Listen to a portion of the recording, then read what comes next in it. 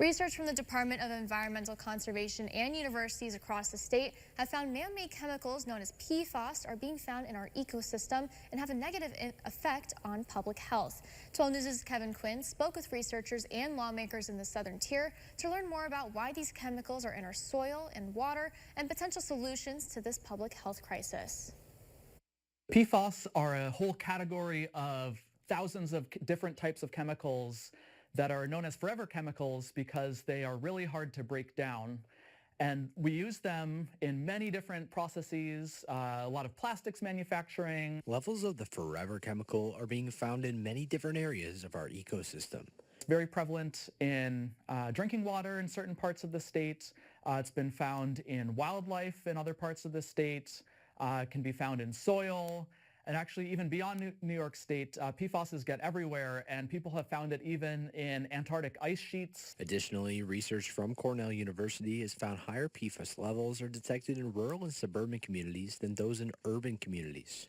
According to the CDC, exposure to PFAS can result in health effects such as high cholesterol and kidney and testicular cancer.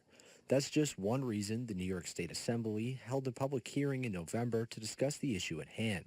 Assemblywoman Anna Callis was a part of November's hearing as a member of the Assembly Committee on Environmental Conservation. She's introduced legislation called the PFAS Disclosure Act that would help with monitoring contamination. They would now have to track PFAS for the first year the bill is in place. They would track it quarterly, submit that data, and they would continue to submit if they found PFAS levels exceeding a certain level that has been identified. The burden of treating PFAS in drinking water currently would be placed in the hands of utility companies, which could lead to higher rates for consumers. The reason that's very frustrating is that the manufacturers reap huge profits and then they pass that cost off to ratepayers for all the burden that it causes to the destruction of our ecosystem, massive health implications to the public. So not only do we pay as ratepayers and taxes, but then we also pay with our health. A common theme among panelists at the hearing was the Department of Environmental Conservation is not equipped with staffing necessary to handle the issue, something Callis is looking to make a push for. Got to now invest in staffing in the DEC to make sure that they have sufficient resources and staffing to be able to oversee this, the testing, the data analysis, the reporting. Assemblyman Chris Tague also sits on the Committee of Environmental Conservation. In a statement to 12 News, he says in part, quote, "This is a serious problem that requires real investments that will hold for many years to come.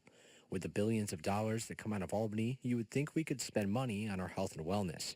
It's time we get serious and start investing in infrastructure and the well-being of New Yorkers," end quote.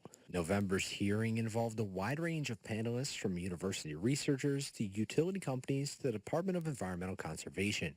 As of right now, the PFAS Discharge Disclosure Act has yet to be brought to the Assembly and Senate floor. Kevin Quinn, 12 News.